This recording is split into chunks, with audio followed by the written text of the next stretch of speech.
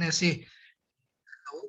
try poinga anin hun milo kai shoi don ani anin adu danin tuna milo kai shoi sela ti chona top na chu ke man ka lo siam le don ya ole sister ikota ome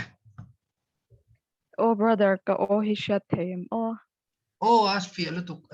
oh chat zo nia hei pathian zara zan ina hun chatak te kan mang haule don ni a lom hle me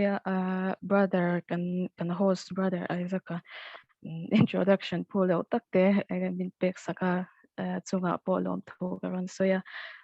zan ina kan chang Zirtur hi Corinthon ni bung som pahni chang sari changa chang som khania min siar chwa sak tur hian sister Chanika a chuanin sister Chanika min lo siar chwa sak zoi se oh sister ka chunga HATIM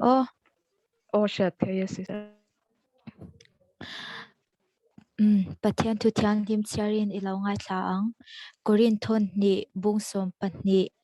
chang sari changa chang som tin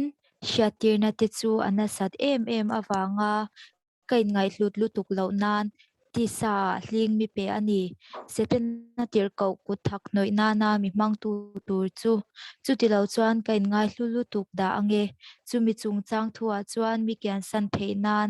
lalpa chu voi thum ka dila tin ani chuan ka hne na ka khongai nei ta na to ke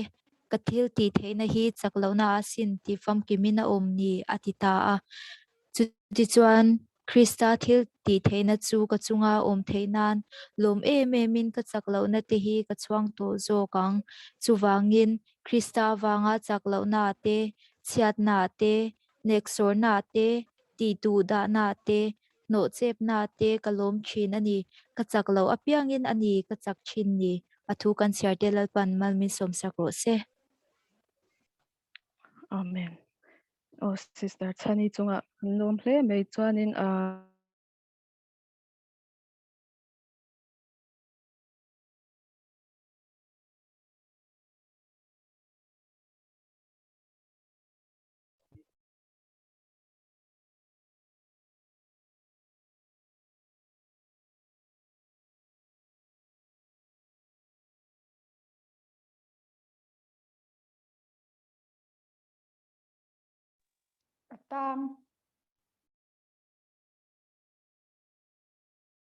oh sister Agnes hi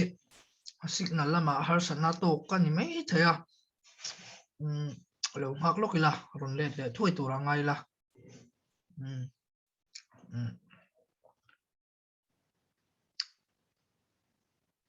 chuak lok suya hi signal lama har sana nei ni mai thaya kan chang Zirtur ho kha lo uluk takin lo siar tai la tuna khan sister Agnes om lo sung khan ke mani khan lo siar tai lama poi mo lai te kha lo chin chei la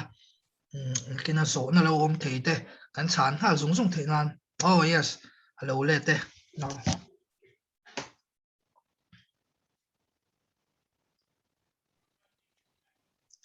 hello sister in mute signal hi chiang vak lo a bin lo she thia bula sister video kho off de ro poi me lo signal chen lo chuan sister Becky kha to yes to sister Becky hi out thut palpon min lo backup tur kan song hala chuanin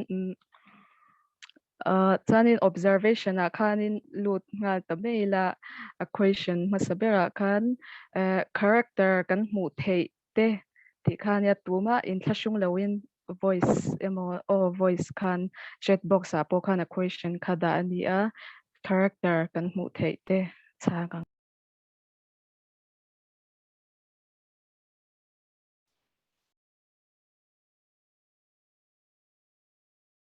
Setana. setena te adangala thei lalpa te Krista setena te lalpa te Krista te adang kan la hmu character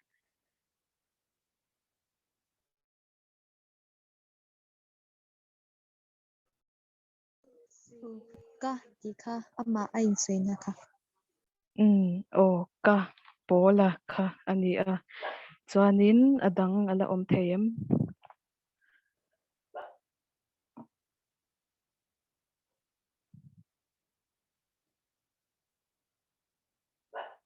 ti zong kha ni a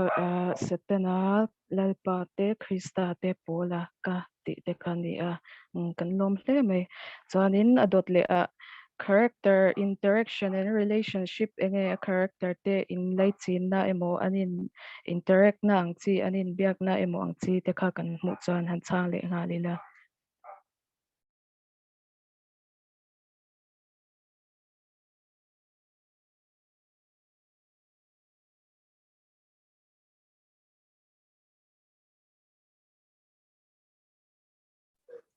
sister e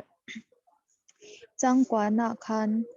tin ani chuan ka hmina ka khongai nei ta na to ke ka thil ti thei na hi chak lo na sin ti fam kimina omni ti kha sister faki lom om hle mai pathian le pola in biak na polan pathian hne na a harsat na lakian sak tura til na le pathianina chan na kha kan hmua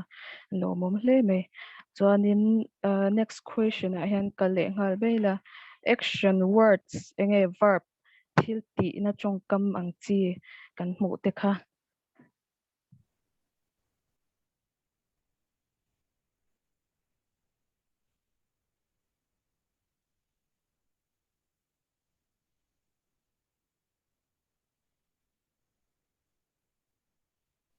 thil ti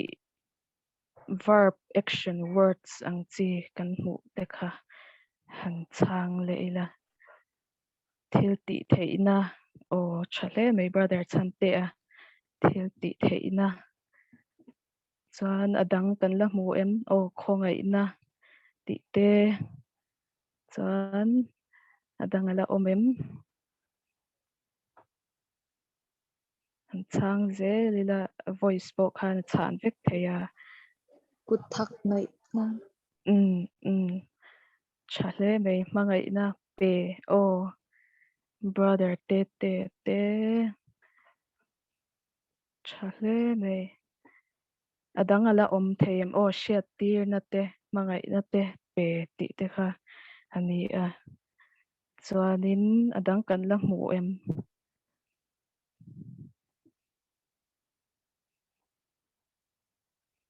do theina ti te chale mai sister muat omi chuang brother rot ki mate chuang declare mai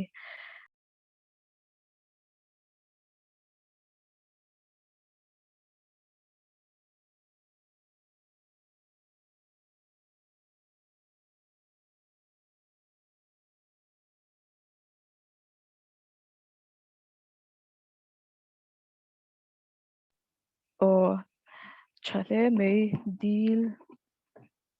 bi sister BSc lom om hle mai kami bi ka kha chuanin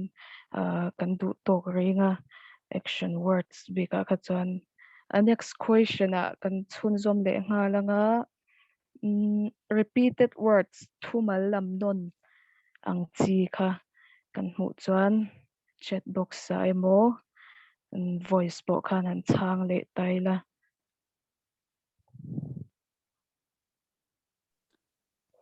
ka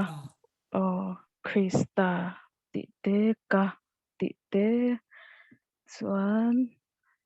chak ti te sister nu te chale mai sister chani in ngai hlu chale mai chuanin atang eng nge repeated words thumal lam non ang chi kha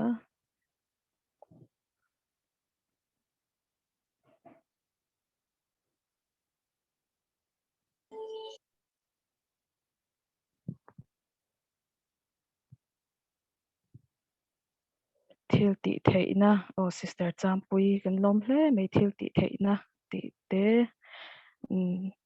chak ti te Krista ti te ho khan ya torot repeated words kan hmu ho kha chu tikhan akim thokatin ka shia a o chu ti te po kha la ni le zela lom hle mai brother wat saka kan lo me chuanin kami bika kha chuanin kan du tok le mai nga hun te rei lo zok nan question number 5 a hian contrast thu in opposite ang chi kha kan hmu chuan han chang leila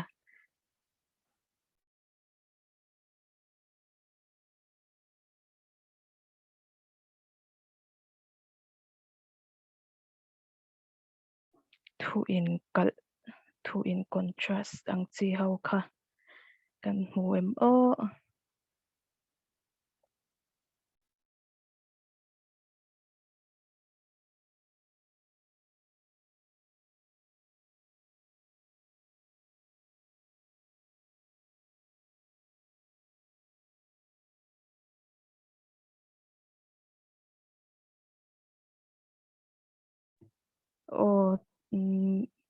chaklo apia ngin ka chak brother ven hima kan lom hle mai chakle chaklo kha nia chuanin adang ala om theim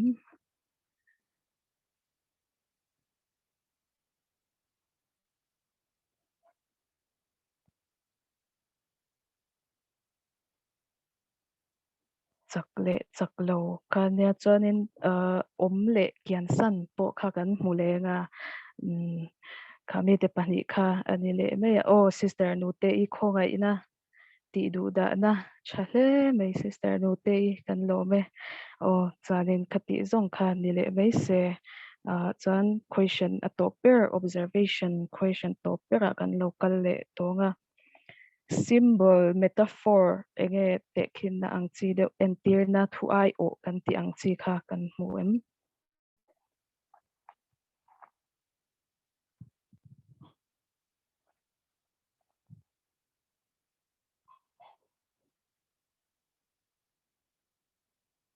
hling sister nu te brother te chachin le mai hling ti kha kan hmu thei chu ni a khati bika kha chan observation big chu kan zawa huna rei lo zok nan interpretation a hianin tlang le ngal maila tuma khain thlashung loila voice te po khanin ron soi zelila acha ome interpretation question number 1 na Polan tisa a hling ati kha enge ni theyang setana kuthak noi nan ti omzia khani a Polan tisa a hling ati kha enge ni theyang setana kuthak noi nan ti omzia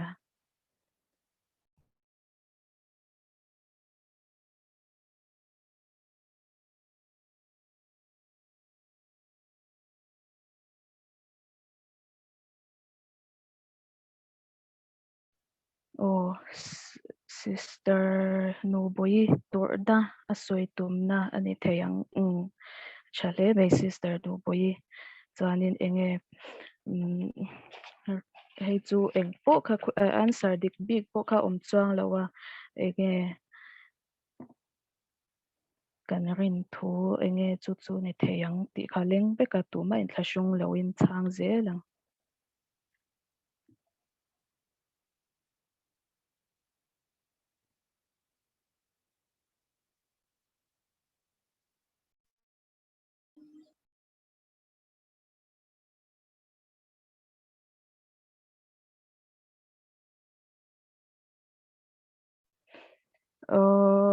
sister chani kan request te ang min chan sak thei chuan sister chani kha sister kema lama chuan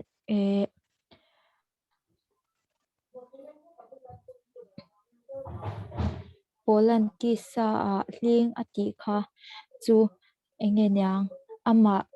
ama lo do tu ama lo soi sel ve tu te kha ani thengem o ti te kha ka ngai to a kema lama chuan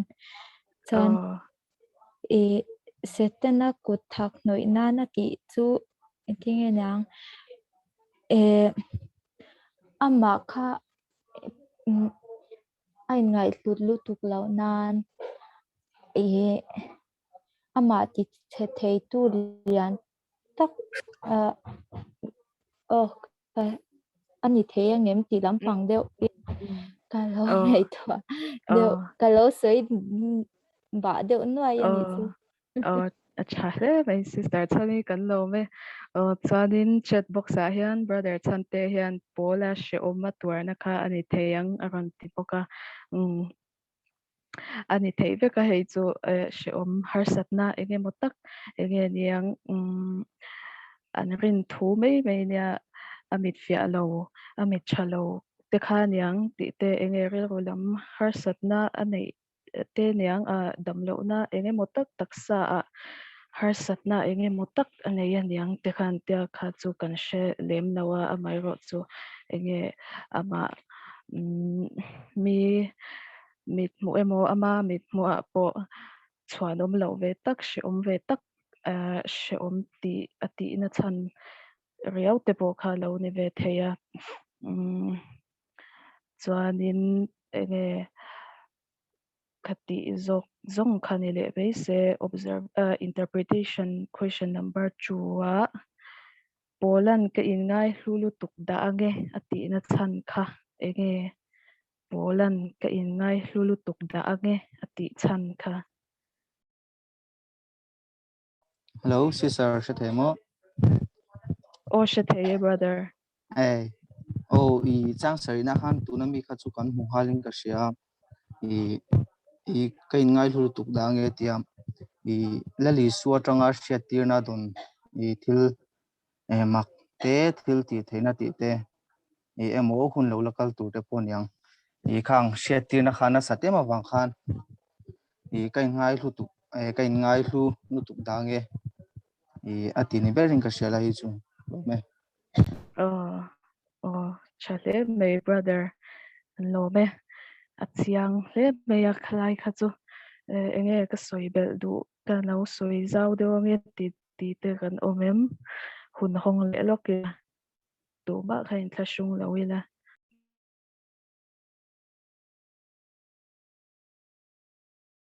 Oh, hello, sister.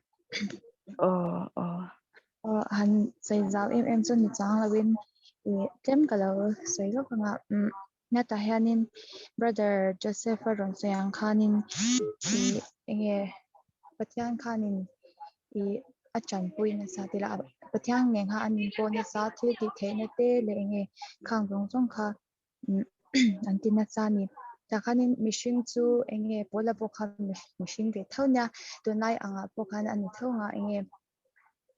til ro puina ke mani nuna enge mo alo om kha chanin lo in ngei hlutte mani lo in choi moi te kha ol tuk thina ni chu wang cham pola po yan hi a she chang hle in ka sha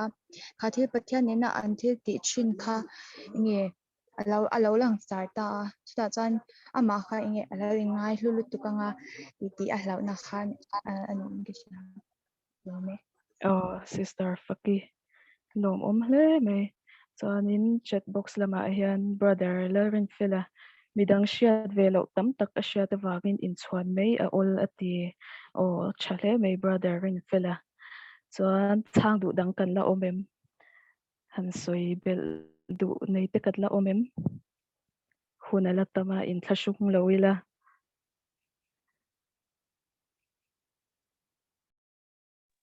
sister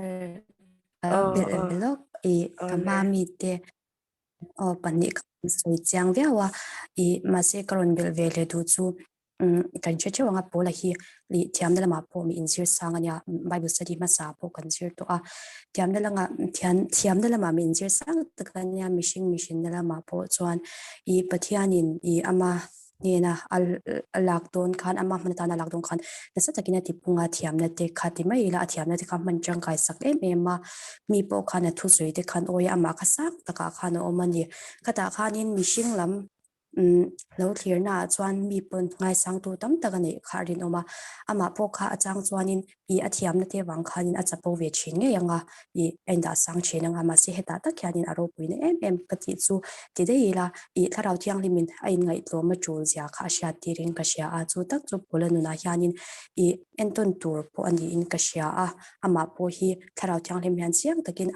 ama ti ani lo zia le pathianin ama ana tho ani zia a sha tir tumna ama in ngai tlom tura aron sha tirna ani mai ka sha kalome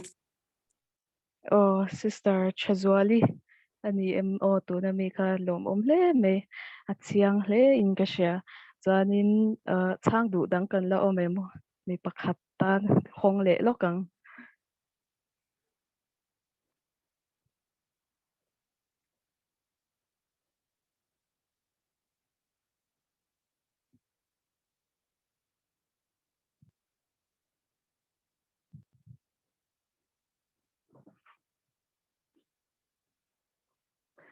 kanom to lo chuan kanin som to lo me nga ni sister te brother te ron chana changkha na chiang viawin ka sha a pola kha le thiap na lama pol misang lutuk dan shebok si engkima khanin enge a perfect ve viaw me ya enge inlar na shatir na vision ti te po kha enge voi khat me ni lo mu ngun ani chuanin hei achang tir lama po khan kan en chuanin paradise meu mu phak mu thei mu pathiani na mu tir khani a khatiang mu thei khatu enge niang in chuan na tham loi khatu ni bedona a mishing na khanin a mu tu pathian lam ai ma khanin enge in chuan kha ol vedon lu tu ka khawang kha ani pera anin tikhan question dot lia kan kale ngal me anga interpretation question pathum na ka khongai na to ke ati hi nge zia ni ang ka khongai na ita na to ke ti hi zia ni ang in thashung lawin han thang le te ang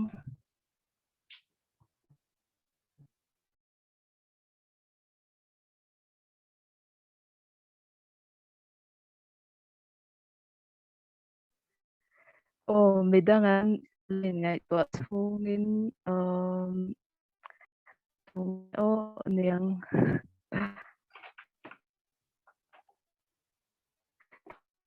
sister note kan som te ang sister note sister kan ko ish themo siya theye oni ya hi ka khongai na itana to ke hi chana lo don me hi pa khanin achak na kha ama kha ipola kha atan khana to ni me khan shata hi harsan na to na te hi damlo ne benvon setana ko thak noi na mi mang tu ti hi ashe a harsan na to kara khanin hi ani chuanin mangan na tur le she ti na reng tur ni lawa isana pui renga akhonga ina atana to ke tia soi ni omin ka shai sister te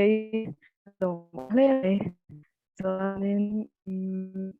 du dang kan la omem la tai thashung lawila shiat ang khan Sister. Hello. Hello, Changa. Kakona na itana toke tia tirko polam patia nim tirko pola atitane kami akhana chung tu akhan kan muwa setana tirko uthak noi nan bin mang tu tur chu kain ngai tu tu palange atiani kahan lao setana ko thak noi nan ti vel ataksa khan ling kha pathian khana pe chu angai ai ngai tut lo dan khan ani ta ni chu pathian hena pu voi thum lai min ken san turin ka dila atia mà sẽ bắt thiên cho đi không ai là cái ta nó tổ cái thì này ta hát cái khát ta khám machine đây tu từ cái bộ là bộ mấy bộ khá nát nó tổ thế bắt thiên chỉ mi này mà sẽ nát nó tổ thế này chết thế này mi để mù xịt thế này không phải là ông trung chuyên tu vàng chuyên khamiya har sat na to dekha pathian hnai nan de pathian mu the nan de pathian buan na ata na aman the na tu na ta kha anat na kha ape ni in ka shia a she om na te kha chu ela ama a khan teng lawa om lo chuan kha teng she om na te a om lo chuan a chapo na te kha alo thin chapo na te kha ni in ti ve na te thei ve in ti na te kha alo thin na chu wang chuan khami kha anei lo na turin pathianin har sat na kha apea chu a har sat na atang chon pathian aw tur phian a du ani ti in kalau changa chu wang chuan pathian hian ka khoi na ita na to ke ati ani ti in kalau changa kalau me brother kalom hle me chuan boka hian sister pui hian a ron da bola na taksa a hlinga pe ka kha lak hian sakadila ma se apai kian saklawa har sat na tor kha pathan in re ti pui ti sha ta wangin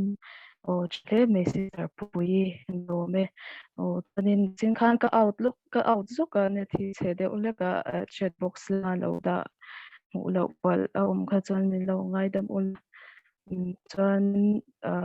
hun la hong zel te ang hun la tam boka question hi a tam lem lawa u mai thashung loin ngai dan zong zong kha ling ve ka ni ti shaila hun hong le lo te ang Oh, hello. Tlem kalau soi về hello rồi sẽ thêm có không ai này ta nó to she ke the brother atia hianin pola hian bung som pakata kan muang khanin pola hian pathian tan khan atua na se mema I tani na te tanga tin vuak na sada ka tura zada te laka asoi dang pe chon vuak na voi kata voi som li tling lo voi nga ka to ka voi thum te nga vuakin ko ma voi kat lunga denin ko ma voi thum long chiat na ka to ka ka lo po sang sang pola hian tua na se mema ni kata khan nei heta I bung som pania kan muang khanin pathian ne na po na vui ve deuh ni tur ni lalpa chu voi thum ka dila ti kha pathian ne na khan vui ve bung ni tur ni ma se kan ngai to chonin I pakhong ai nai tan to ke tia yanin mishing te pola kai mani po kan chan thenga khong ai na wanga chandam kan nia khata khan pathian na ta ka khong ai nai tan to ke tia ka ril ro lo ma chu khong ai na wanga chandam kan bani me na kha khami kha ato ke tia asoi na ni ka ringa E chu ka soi thei to kan se brother rot kima chale me kan lom chine chanin enge soi tu dang ma soi chia ruột ki ma soi kha ka ngai dan chia ni ma se mi dang ngai dan na an ron soi ne han in tu ha lo de wa han ka ron soi ngam chia lo aron soi ta ga chuan ka ngai dan chia ni ta khong ai na wa nga chan dam kan ni kha pathian ni na kan ta na to ke ati me na ni in ka ria chuan kan chiar zel chuan thil chaklo na sin ti fam kathil ti the nei chaklo na sin ti fam ki mina omni ti kha Iswa Krista po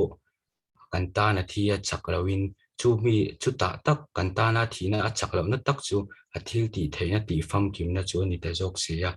ti angjong khan ke chuang kalo ngai ave ni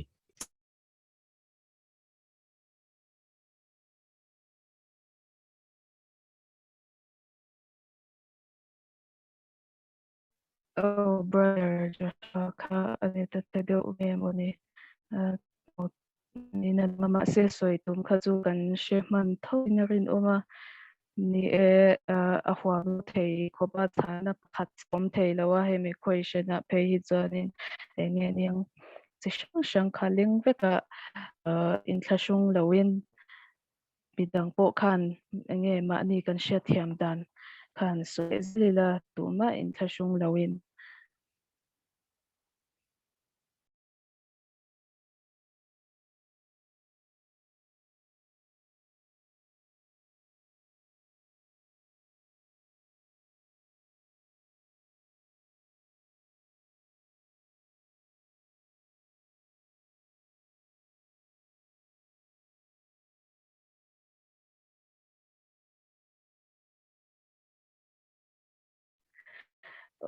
ti zong kha di be se chuanin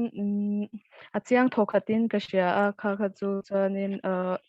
question top bera kan kal le nga langa Polan lom e be min ka chak lo na te hi ka chang to zo kang ati na chan kha enge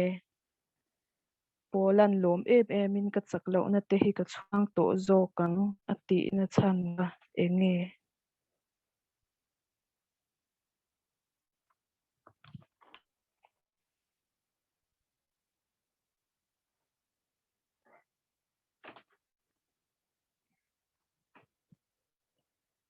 in thashung lo ila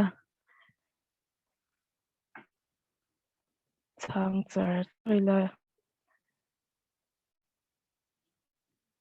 midang lo in ngai to thugin brother Joshua hi kan som le te ang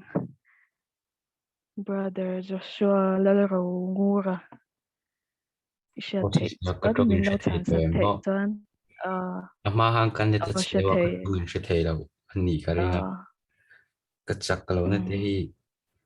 ka chuang to zo kwang ati su mishing hi keima ngai dana chuan mishing hi farm kim kan nam lo wa I chak lo na nei thau kan nia ma se amai ro chu kha kan chak lo na te kha Krista wanga ti chakin kan om na kha tak kha I achuan ka chuang to zo kwang ati na ni in ka hria kai chuan brother Joshua kan lom hle mai enge pola kha a har satna kha na lom em shan pa lo te kan hu thei ve ka mai ro tu khami achak lo na lai tak achak lo pia nga Krista thel ti theina rin chana enge ama a Krista thel ti theina lo ze tur wang khana chak lo na te kha a chuang thei ti kan hua chuanin a chiang thokhat viawa kha kha chu ti zong kha interpretation bi ka chuan lo ni le mai se chuanin enge hemi a verse hi bung thuma mun enge thlom thuma chen taila verse 7 le 8 kan en kha chuanin verse 7 kan en kha chuanin pola enge ti na ta torna na satak a tor thu kha kan mu a verse 8 le 9 a first sentence kan en kha chuanin pathian hne na lakyan sak adil thu le pathia dina a chan le na kha kan mu le anga chuanin verse 8 a last sentence achanga verse 10 thleng khan kan en le chuanin khami pathia din a ron chan na ka khonga ina ita na to ke ka thil ti theina hi chaklo na asin ti fam kimin a om ni a ron ti kha pola khanin anuna a apply dan kha chiang takin kan mu a chuanin application a kal le nga lela he bible chang achang hianin pathian ni na amizia nature attributes shatar kan name pathian mizia ani na attributes shatar kan name sister ka lo soi le ange I jopa bu wa han kan huwa pathianin setana hne na akut phuara phela jopa asoi sakti ha kan hmu heta po henin I setana akhoi ti akut thak noina na man ti le hi kan huwa pathian hian ami te hi mino chuang ve thin ni in ga hria ta po hian tir ko po la hi a chuang vewa setana hi akut phuara phel tira akut thak noina na aman aphal sak ni in ga hria pathian hian afa te hi min chuang ve thin ani chale mi brother kan lome chanin midang chang du te kan la omem hun hong ze lang in thashung lawin chang le zung zung sister ka lo sei felinga hello pathian mi zia lo lang chu pathian hian ama kan hnaya ama kan hmu theina turani phut chuan eng pianga sheom pun om mai la ama kan hnaina turani chun oma phal vek ani ti lai oma phal vek ani ti lai te ka lo soi tu a helai tirko pul hian pathian hi a hnai love kan ti na ni lo tuna hian a hnai lo thine ti na ni lovin pathian hian asuala chuna huat vera chu chapo na hian ni chapo na wang chuan setena po kha wana traina pai ka athil ti the na te ama pathianin athuam tharna zong te kha chapo puinan alo man lo nan she ator te po kha ama a hnai le a ama nena tong ta du the na tur tan kha a phal le me mani ti la te kha khalo sei te ne khalo me no me brother chanin chat box a hianin ron chang le a brother ben hima lalpan kan tur ve hi a phal hle mai ti ka she chwa ke chale mai kan tur hi phalani chanin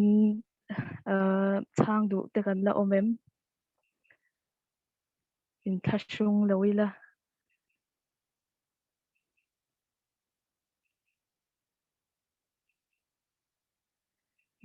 brother Jonathan brother Lalthansanga te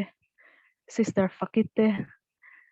chang Leila sister Chazwal te po in thashung lawin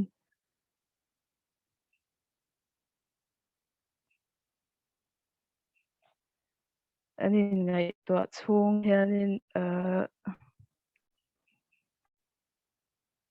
sister Fakit karonin unmute zoin ka siya sister chokma mi ti khan iron sei cha to khop meya ilai chang hwa mi hi kan lo char non le lo nga tinani chuan kan ni na ka khungai na itana to ke kathil ti the na hi chaklo na asin ti fam kimin a om ni ti hi ila hem pathian ro pui zia alang chang hleng ke sha enge bible chang danga khan kan hmu enge chakte ain chaklo athang zo ka enge thil om te ain om lo te tyang khanin I chu pathian na ni a aro pui zia hlanna chaklo te po ati chak thei zia te thila ti thei zia te lang hleng ke sha chut kala se kalome sister Fakit lom om ni pathian thil thei zia te in kim chunga rel tu ni zia te kan hmu a kain ma chai nei karon soi ve shimanga ama a thamwana tak ka om zia te atil thei zia te chiang takin kan hmu a har satna kan po lai te po hianin enge morang pathian ani zia chatna thian ani zia po hi chiang hle mai ta hianin enge har satna kan to pathianin min hlat tariau ang te hianin kan she china ni mai thea mai ro chu keima ni a hian morang ani ti hi shaila setenan matna har satna eng po min thlen hi pathian nen chuanin thil chazo ka chantir zel theini ti chiang hle mai a khati khani le mai se application question 2 a last question a hi ai chan tu ma in zoom loila pola ang hian kan nuna har satna hling mangin thian kan shachem engtinge kan chaklo lai berin kan chak theyang pathian khongai na chan hi ta na tok itm ipomem will you accept the fact that the Lord's grace is sufficient for you hi athui de hle ka du lai po kha chan theya an chang le te ang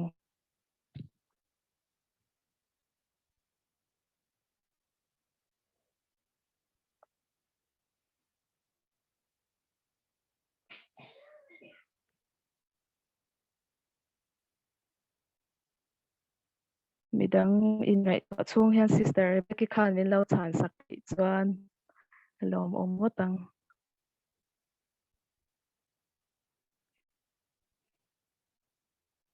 sister Becky Hello Shathemo Shathe sister ni ekalo chang sameng midang in ngai to sungin zona ma saber he polang hian kan nuna har sanna hling mangin pathian organ chi thinem ti hi nia ni hi apoi mo hlei ke ria a chan chu Mizoram kan han en phei to na bik te kin thalai te nuna hianin relationship chung changa te amo fashion amo fei no mo engpo ni ta se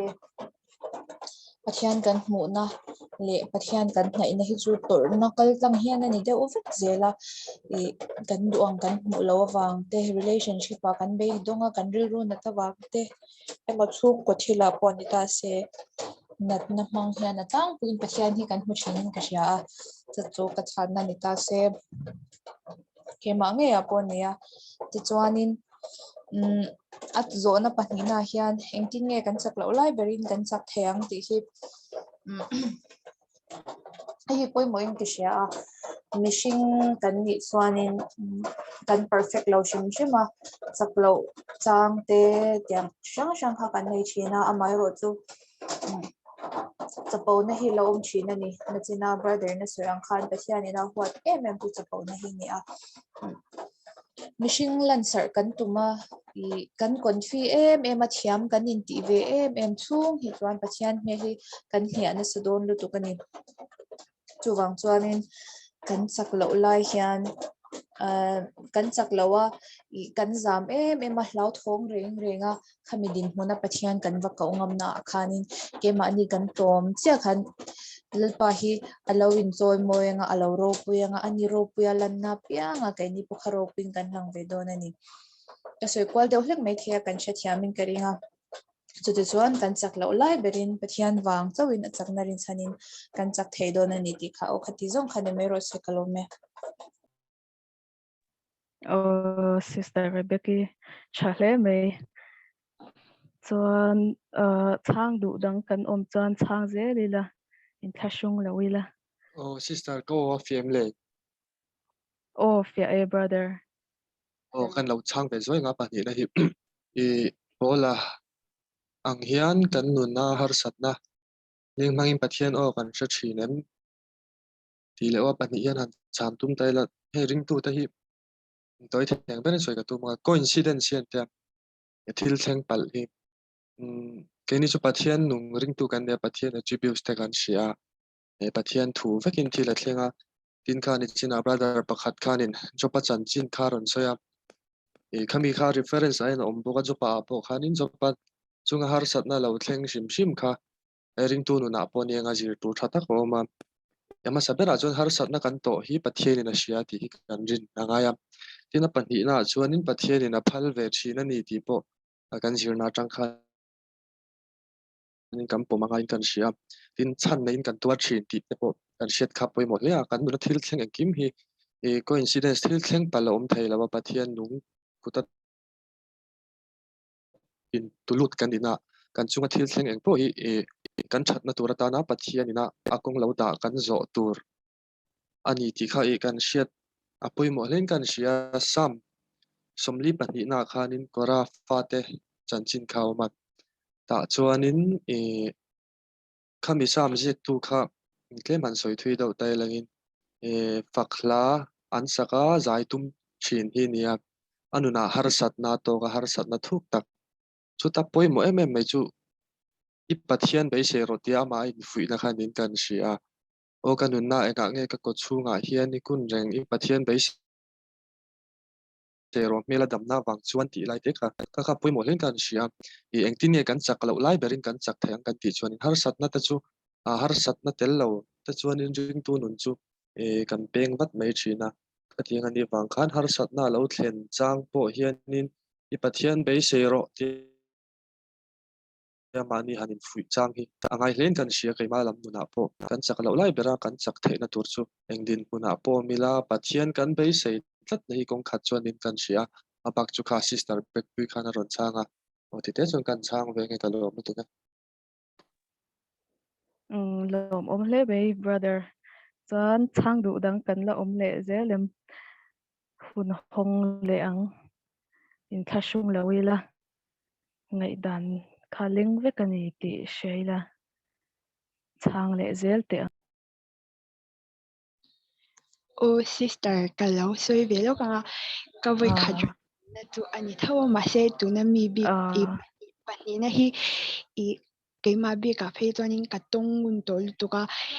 pola ang hian kan nu na har sa na hing mangin pathian o kan she chinem ti hi tuna brother rod puya ani ma ma ja ron so yang khanin coincidence tak tak hi alaw ni lawa enge khovel mi tang ton coincidence te ti thin ma se alaw ni tak tak lawa kan thil ton te mission kan ya har sa na tu ko kan om lawa amai ro chu heng kan har sat na to te enge she om na kan lo to te hi pathian shat pui lo le pathian shat lawa theng hi a om lawa chon khang kha heng kan har sat na to te kan she om na to te a hianin pathian hian a thona min to te hi a phal lawa ni chu kan situation tu na kan om na har sat na kan to na hmuna te po khan zir lai kan zir chhuat tur him eng level a po eng har sat na hmun a po khan min lo da sak veka chumi chu ring tu te kan vani na tak ponin ka sha khang kan har sat na to kan zir lai tu te kha tharau thia him pui na mangin kan tharau mit min ti war saka kan lo mu fia thiam china ring lo mi te le khove mi te chuan an thi thiam lo an har sat na to te kha bein don nan le tluk chat nan te an man pha china lai kha kala sei tel du lo ka chuan eng tin kan ta la berin kan tak theng te hi chu ma saber chuan ring tu kan nia quite time te ne ya inkhom te fellowship te chu a chalu tu ka mai ro chu kan chakna hnar ber le ring tu te kan ni anga kan ti tur chu chung trai le bible char hi ni a hemi kan tha thlam lawa mihring kan nia chaklo chang te chu kan ne thin don amaro chu chung trai le bible char te kan tha thlam lawa kan ti chang changa kha kan ti chang chang na nu na chang khanin kan chaklo lai ber po in bible char te kan lo pe vak lawa kan lo chaw de wani pun ma kan lo char to ne te khang kan pathian thulo sha to te khanin enge min ti chak thar lenga kan chaklo de wani pun pathe kan chu che tak tak the don lo ni ti kha khala sai do lo kan tu kala me lom om hle mai sister achiange midang chang sister do kan om claim kalau oh ilo tir ko pula heta azo na pahni na question number suang de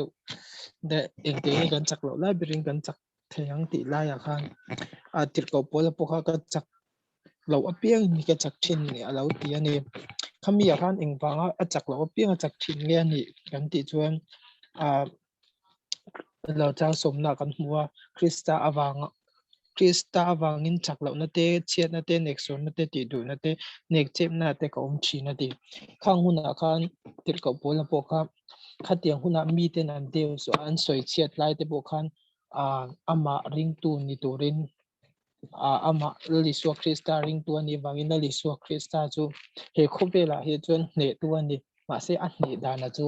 lom na nu ni na ne de a ne a chu wang chon ke ring tu kan ni la kan chak lo apia kan chak na dana tu ra chu kan klom na nun ze la hian mi te thin lunga hian kan lo chak thara kan lo nung thar thin ani ti lai te ha karon soi do a chu wang chon kan chak lo na kha entinan tha kan in ti na te di kan in ti ve na te atang hi chon lal pa hi kan au thei lo ani chu wang chon khang zong zong kan pai tha kan tom ral thak na huna khan lal pa kan awa thei lo kan thei lo na huna tang in lal pa kan awa chu kan tom na ne chu lal pa atang kan chak na ani ti khan ka lo soi ve le dua chonin tu ti ro chon tom tur hian he kho vel kan om chung hi chon tom tur hian huai re rup le engemo mi te za kai tom mi te huai chi anga om tur ani lawa tom tur hi chon he mihring hi chu a tom tur hi chon a huai sen ve thunga ngai ni ti lai te kha karon soi dua a chan chu klom na nun tak tak nei tur chon tuna te hian mi te hnial lo ngam mo mani dikna po mani thatna te po klom tur chon mani thatna te po englo ngam anga ya englawa po police officer apo ru lo ngam ka tiang deuh kan klom tura huai sen ngai zia thudik tan ngam tiang te po hi klom na nun atang lo chon nei thei tak tak lawa do thi klom na nun atang chon soi thei lo ani ti lai te kha karon soi do ni kalom me chale mai brother chante achiang thine chuanin hun hi pakhat tan hong le zuaila soidu te kan lo la om takin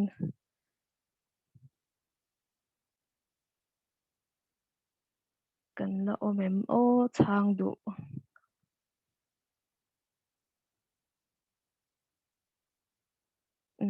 kan om to lo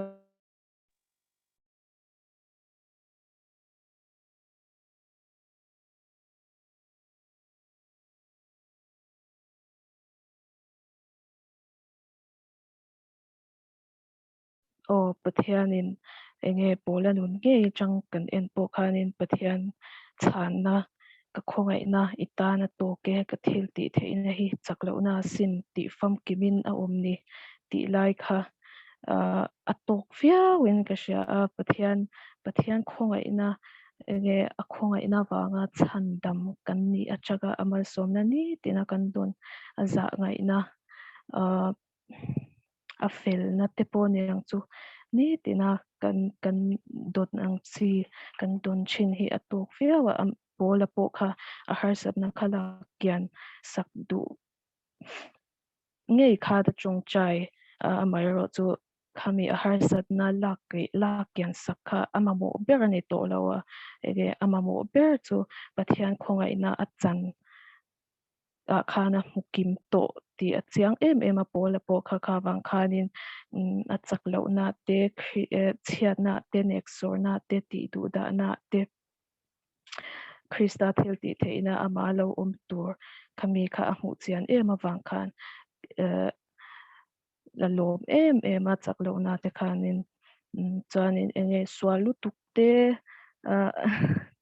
khatiang bang hei kan chak lo na te kan swal na te awang hian pathian hi kan hlat thin kanin thashunga kan hlat tlat zela hei tur he ni lawa engtika ma mihring kan ni chung chuanin kan perfect thei don lawa ti swal ring keima ani chuan kan ding zo lo kan chak lo wangte kan swal wangte hei wang tak hianin pathian hi kan hnai tur zawk ani a pathian hlatna na hman lo tur ani a khongai na kan chan hi kan tana tok em ani keima ani tok lo ma ila a khongai na kan chan tok zia hi shathar le ila engtika ma kan tok thei don lawa ma se a khongai na kan tan a tok ani ti kha kan soi bel le duwa khati zong kha ni mai se kan hon bel to lo nga chuanin participant zong te chana lom thu ka soi na la chuanin tikhanin kan host kuta lan le ngal mai la pathian in athu kan zete mal min som sakro se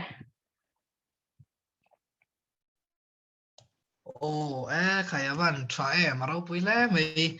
sister Agnes in bot sai na twa kan zanina kan zir kha poi mo em mea chak lo na tanga chak dan kha kan zirania ya poi mo em mai ni chak lo na na ingin chakang khovel ngai to na tang chonin chu thei lo ni ro mer pathian thu tang ro hi chonin lo fi em mea mo khalai kha apoi mo em mea na kha topic zir hi kan nu na a sing lu ngal thea apply ngal thei boka chu zanina hian zanina ron zir song ten kan lo pui vek ka ringa ni sister Agnes chunga kan lom tak zeta chuan in zawai chunga participant zong te in participate tra mea along mom ani ai hun taka kan mangrei lo khom me kar khat to kan mangtling lova lo mom hlai mai kan zo theya ti chuanin atop na lam kan lo nai tonga zan kan bible study te tung try na min khar sak turin kan AGF te ho non tel thalom ne me ya han som vek to ka kan du ya maro chu Aizawl AGF prayer secretary brother Jonathan lalring tuanga hi ma ani kha ka hrit lok che lova malo chu in ring tong tai thei tho tura chung ka nga signal te tha ani chuan kan so manga hello brother Jonah ka tong se thebo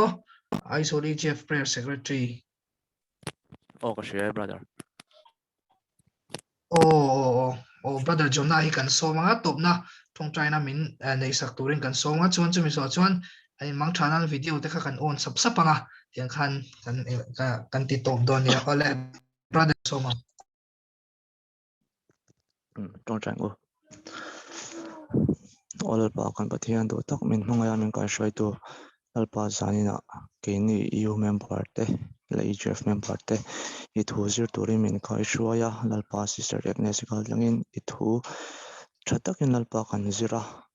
lalpa zaina kan thu zira tang te khan kan nuna te lalpa kan mamo lai te le kan zom tur lai te a kan ring khoi takin lalpa kan ni tin nun min ti chak tu ni theina turin khoi takin kan thu zir te mar min somla lalpa mi hring ngai dana chak anga kan in ngai te hi itan kan chak lo na te lo ni thina tin lalpa kan tuara chak lo nia kan in ngai na te hi lalpa nang chuan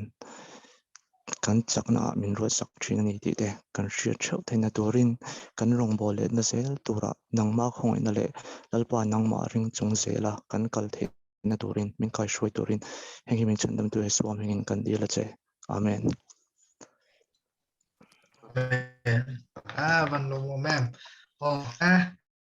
hello mo me gan vi non sắp sắp pila hello mo mei kan shoi tu ina shoi thaboka kan lok pui hle mei sanin tu na po ron tel zel ula ngai pozel don ya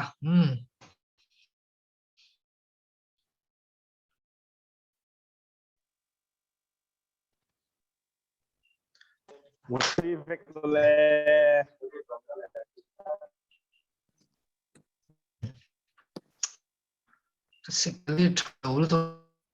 ka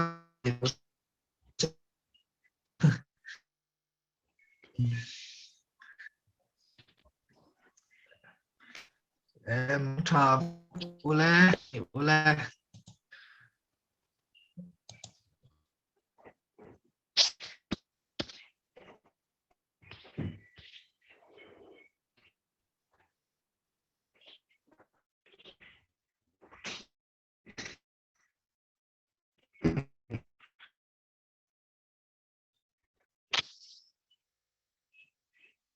Travel kule lo mom he mai zanin chu he daria ta che che da ka khat ko kan mang ting lo do ni mom he mai ti he